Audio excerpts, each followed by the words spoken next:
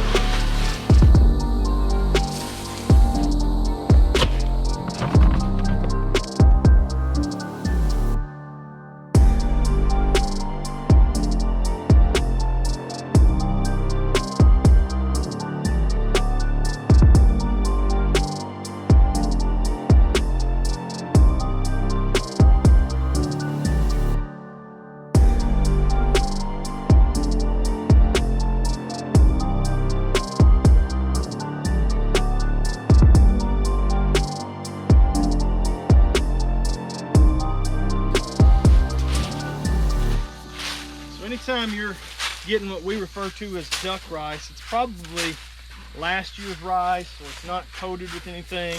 That's why it's cheaper. Unless you got a big group with a bunch of money, you're getting cheap rice probably.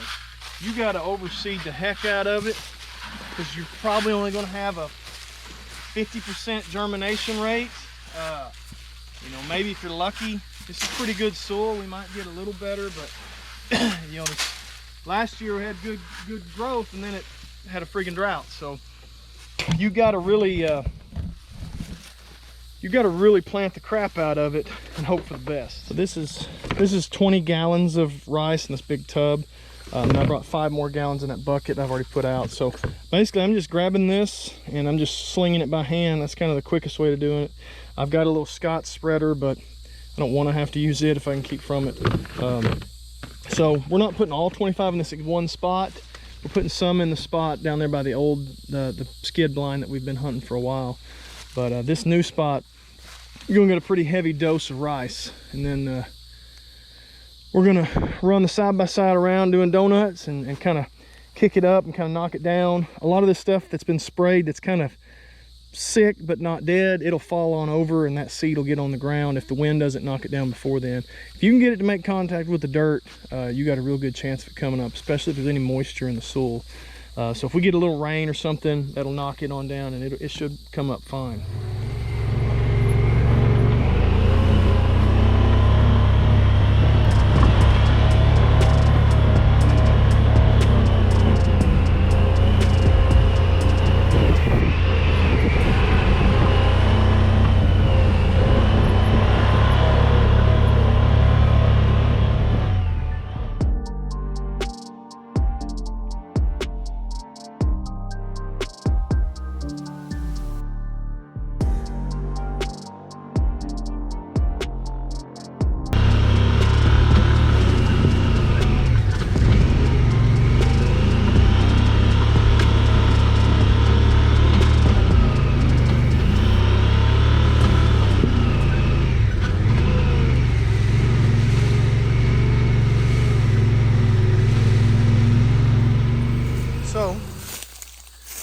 Next time we're out here, I expect to see some more of this grass on the outer edge dead and laid over. And we expect to see some rice start sprigging up out here in this hole. Again, the blind's going to be right here. This tree's dead, but there's some little bushes here in front that I'm hoping over the next years will kind of grow up and provide some front cover. As well as we've got a pretty good, I guess it's a maple tree. It'll give us some over the top cover, so we could tuck back into this. We could get rid of this dead tree if we need to. That's what I like about this place. You've got options to have a little stick blind.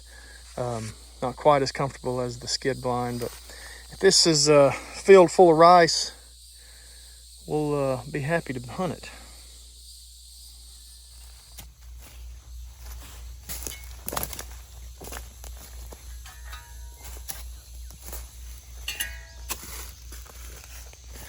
Alright, so it's been 3 weeks, I guess, since we planted this little spot here with some rice.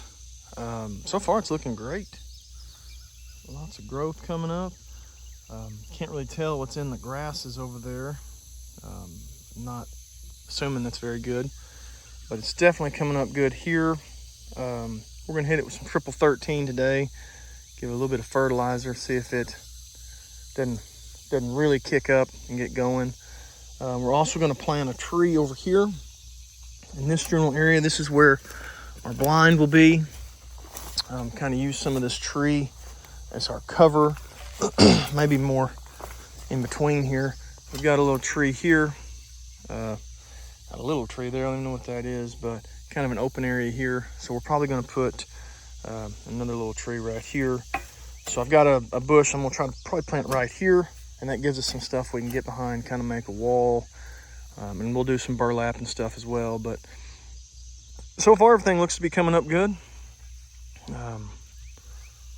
Get this tree in the ground. All right, we're gonna spread some triple 13 on this, get this perked on up, jump started. For as dry as it's been and as hot as it's been, it's doing really good. I'm really impressed with how well it's come up, as hot as it's been. I got this willow oak over here planted. I know this won't stop a beaver, but maybe it'll deter a beaver or neuter rat from messing with it. We'll see. All right, see, we fertilized it pretty heavy. Coming up good. This is a unique place because it's kind of the high ground. It doesn't stay wet. It doesn't get wet when there's a big rain. I mean, it'll get wet, but it doesn't get underwater. But the soil's always moist, as you can see by like these ruts. The soil is always wet, so that's what makes it good for rice. And I can drive on it, so I can knock back some of these weeds and the I don't know, duckweed, smartweed, stuff like that that's growing around the outside edges.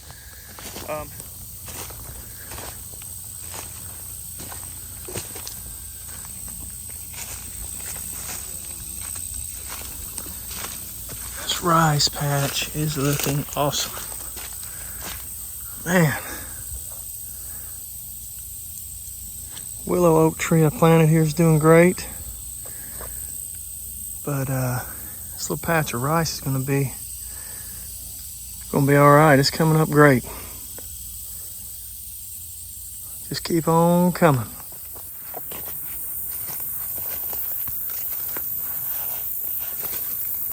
So this is our rice patch we planted, and it looks phenomenal. Headed out good. Looks fantastic. Can't wait to see if the ducks agree.